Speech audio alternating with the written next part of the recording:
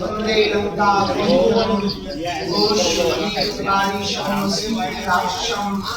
रामायण महाभारतम वंदे लीलाकुंजम। ओम गुरुवे नमः। ओम नमस्ते नमः। श्री बागेश्वर बालाजी की जय, सन्यासी बाबा की जय, सनातन हिंदू एकता पद यात्रा की जय, भगवती आदिशक्ति कात्यायनी माता की जय, वृंदावन बिहारी लाल की जय, तो सभी भक्तगण बंधुओं की जय। आज प्रसन्नता की बात है कि एक दिन बाद ही ठीक कल 7 तारीख से 16 नवंबर तक भारत की एक सबसे बड़ी 2.0 यानी हम अपने जीवन काल की दूसरी पदयात्रा प्रारंभ कर रहे हैं। 150 करोड़ भारतीयों की 150 किलोमीटर की हिंदू एकता पदयात्रा। ये पदयात्रा सनातन धर्म की विचार की यात्रा है। इस देश को कास्टवाद ने खोखला किया है। हम इस देश में राष्ट्रवाद चाहते हैं। हम तलवारों की लड़ाई पर भरोसा नहीं करते, विचारों की लड़ाई पर भरोसा करते हैं।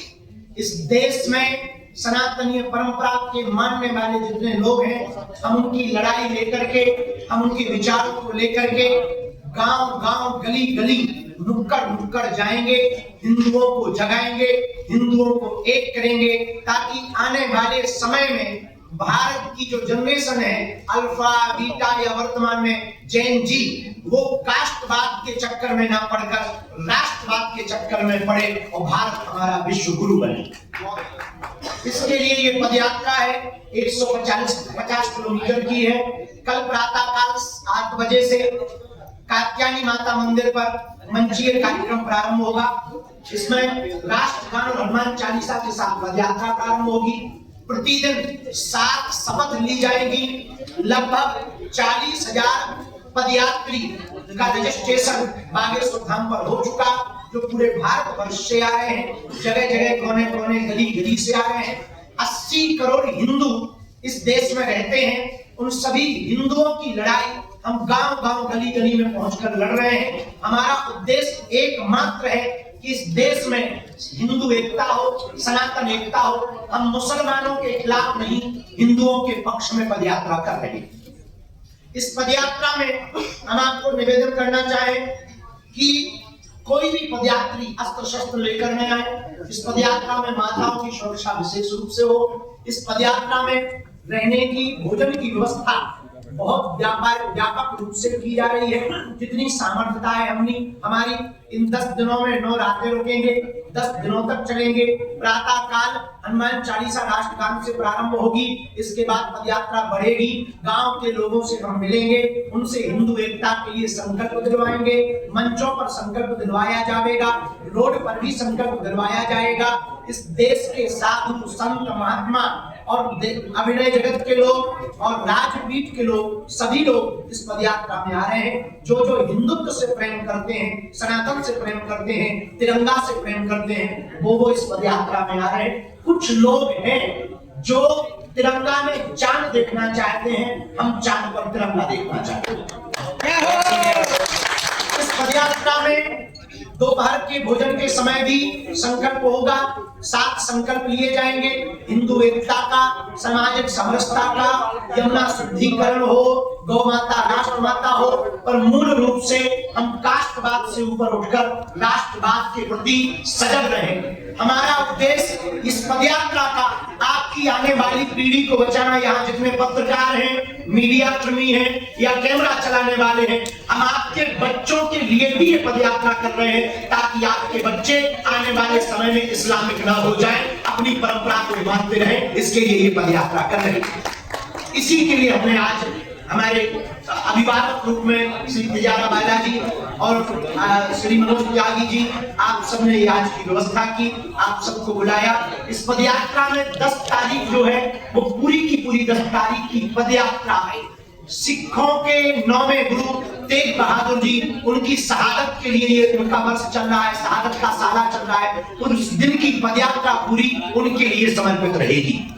एक दिन की पदयात्रा किसानों के लिए समर्पित रहेगी। इस देश के 2 ही रियल हीरो हैं, सरहद पर खड़ा जवान और खेत में खड़ा किसान। इस 10 दिनों की पदयात्रा पूरी पदयात्रा हिंदू एकता के लिए है। हम साधु होने के नाते गांव गांव गली गली जब जाएंगे 150 किलोमीटर 3 प्रदेश दिल्ली, हरियाणा, उत्तर प्रदेश, लगभग 6 जिले, लगभग अगल बगल से मिलाकर 422 ग्राम पंचायतें, 5 करोड़ की लगभग आबादी के बीच से, जनसंख्या के बीच से ये पदयात्रा निकलेगी। लगभग 40,000 से 1 लाख सनातनी हिंदू इस पदयात्रा में सम्मिलित होंगे। देश के संत, महंत, महापुरुष, अभिनेता, नेता, खेल जगत के लोग इस पदयात्रा में आएंगे और हम गांव गांव गली गली जाकर हिंदू एकता की भिक्षा मांगेंगे। इस पदयात्रा में 2 बातें विशेष रूप से हैं जो पदयात्रा में आवे, अस्त्र शस्त्र न लावे। इस पदयात्रा में जो आवे हिंदू एकता पर जोर दें। इस पदयात्रा में जो आवे किसी दूसरे मजहब के खिलाफ अनर्गल टिप्पणियां ना करें, क्योंकि हम ईसाई या मुसलमानों के खिलाफ नहीं, केवल हिंदुओं के पक्ष में हैं। इस पदयात्रा में विशेषतया पूरे देश की हम एक नजर चाहते हैं। आप यदि नहीं आ सकते, लड़ाई हम आपकी कर रहे हैं, आपके लिए कर रहे हैं, आप नहीं आ सकते तो घर बैठकर लाइव संस्कार बागेश्वर धाम यूट्यूब चैनल पर चलेगा, उससे एक पोस्ट घर बैठ करके करें, ये भी आपका सहयोग हो सकता है। इस पदयात्रा में कल हर दिन की पदयात्रा प्रातः काल से शुरू होगी, 7 बजे से होगी, सायं 6 बजे हम विराम करेंगे। आगे भी न किसी पार्टी के लिए है, न किसी पार्टी के पक्ष में है, न किसी के विपक्ष में है, न सरकार से मांग के लिए है, केवल विचारिक क्रांति है, विचारों को जगाने के लिए है। जिस पार्टी में हिंदू है उस पार्टी की ये पदयात्रा है। अंत में हम अपनी बात पूर्ण करने के पूर्व में इस पदयात्रा के पड़ाव के बारे में हम बोलकर आप लोगों के जो भी प्रश्न हो, खुजली हो, कर सकते हैं। विनोद की बात है, मजा है, आप लोग ऐसे गंभीर बैठे जैसे बहुत बड़ी प्रेस कॉन्फ्रेंस।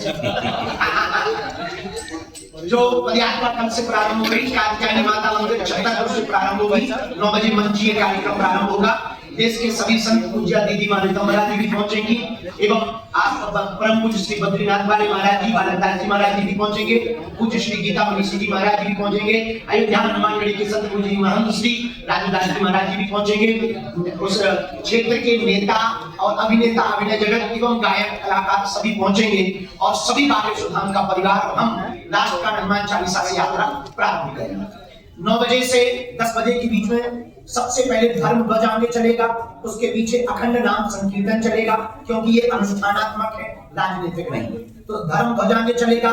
किसी भी पदयात्री को धर्म ध्वज से आगे नहीं निकलना है, क्योंकि हम सब धर्म के नीचे हैं। ये देश सनातन संस्कृति धर्म से ही चलती है, उसकी आज्ञा का पालन करेगा। गौ माता आगे चलेगी, अखंड कीर्तन आगे चलेगा, फिर संत महंत चलेंगे, फिर ये दास चलेगा।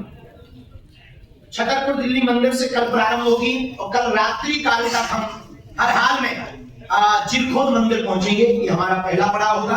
8 तारीख को दोपहर का भोजन मेडिकल कॉलेज में लेंगे, लेकिन रात्रि विश्राम दशहरा मैदान फरीदाबाद में होगा। 9 तारीख को दोपहर का भोजन बल्लभगढ़ मंडी में होगा, परंतु रात्रि का विश्राम 9 तारीख का सीकरी में होगा।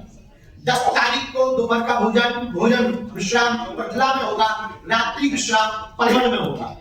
जहां जहां भी विश्राम होगा, दोनों जगह मंचीय कार्यक्रम, सांस्कृतिक कार्यक्रमों में जो हमें अभी तक सूचना मिली, वो भारत के प्रसिद्ध गायक विशाल मिश्रा, जुबिन नौटियाल, बी पराग, प्रकाश माली, कन्हैया मित्तल जी और अभिनय जगत के राजपाल यादव, अन्नू अवस्थी जी, कानपुर वाले सभी संत, महंत, महापुरुष इस पदयात्रा में पहुंच रहे हैं। 10 तारीख को रात्रि विश्राम पलवल में होगा। 11 तारीख को सुबह 7 बजे पदयात्रा प्रारंभ होगी। दोपहर का भोजन प्रसाद विश्राम पलवल शुगर मिल में होगा, परंतु रात्रि विश्राम 11 तारीख का मित्रोल में होगा। 12 तारीख को पंचाली में दोपहर में रुकेंगे, रात्रि विश्राम होटल मंडी में करेंगे। 13 तारीख को कोटबन बॉर्डर सेल्स टैक्स पर दोपहर का विश्राम होगा, रात्रि विश्राम सांस्कृतिक कार्यक्रम कोसी मंडी में होगा। 14 तारीख को बैकमेड इंडस्ट्री कंपनी के सामने दोपहर में रुकेंगे, परंतु रात्रि में गुप्ता रेजिडेंसी में कोसी के आगे रुकेंगे। 15 तारीख को दोपहर का भोजन विश्राम यादव हरियाणा ढाबा के पास होगा, रात्रि विश्राम वृंदावन पहुंचने के पूर्व राधा गोविंद जी मंदिर में होगा।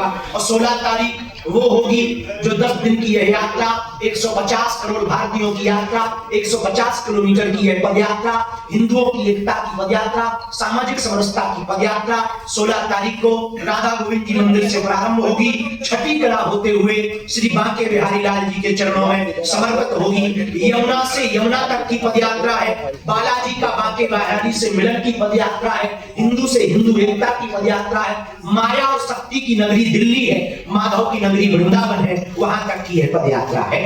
इसके बाद जिसके मन में जो भी छोटी मोटी खुजली हो महाराज जी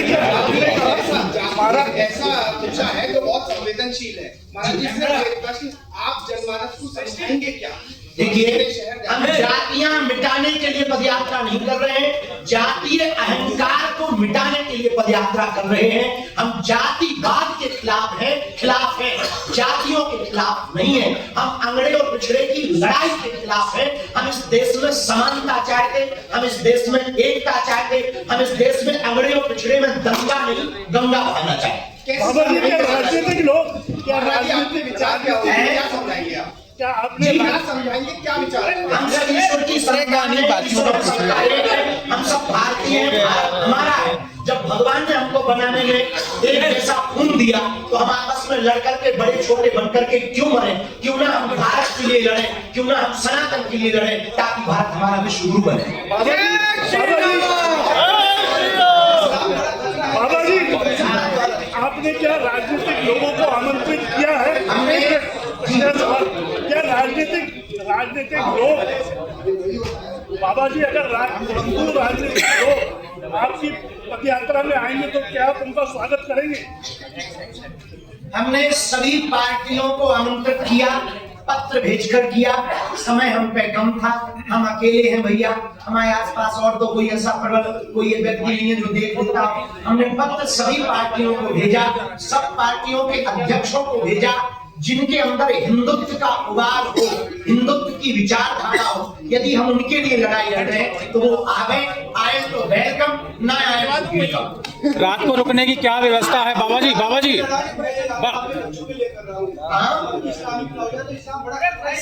इस देश में कुछ लोग बजवाए हिंद के नारे देते, इस देश में कुछ लोग सरतम से जुदा के नारे देते, भारत तेरे टुकड़े होंगे ऐसे नारे देते। 1947 में भारत का एक टुकड़ा पाकिस्तान बना, एक विशेष मजहब की मांग पर। जब विशेष मजहब की मांग पर पाकिस्तान बन गया, शेष बचे हुए हिंदुस्तान को, जहां 80 करोड़ हिंदू रहते हैं, उसे हिंदू राष्ट्र हो जाना चाहिए। कि हम विचारों पर विचारों का होना चाहिए। रात्रि क्या व्यवस्था रहेगी बाबा जी? रात्रि की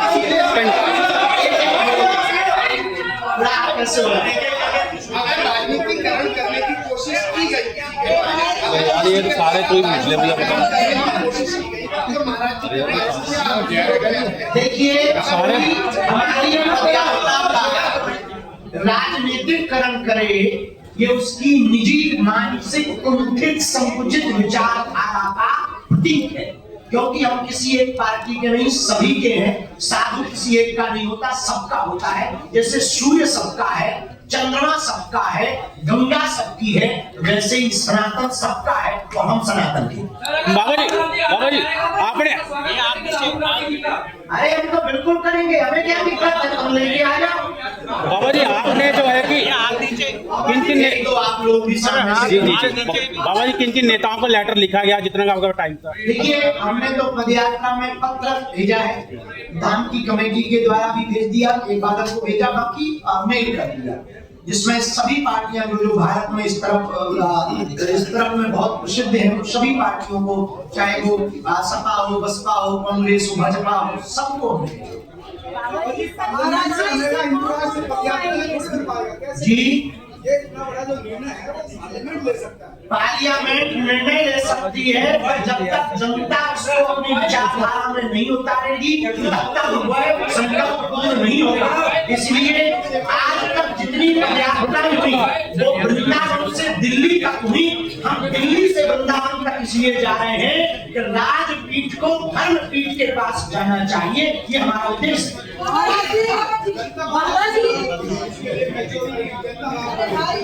जनता ही अगर मांग करेगी तो ही पूरा। जनता के बिना, समाज के बिना कोई भी संकल्प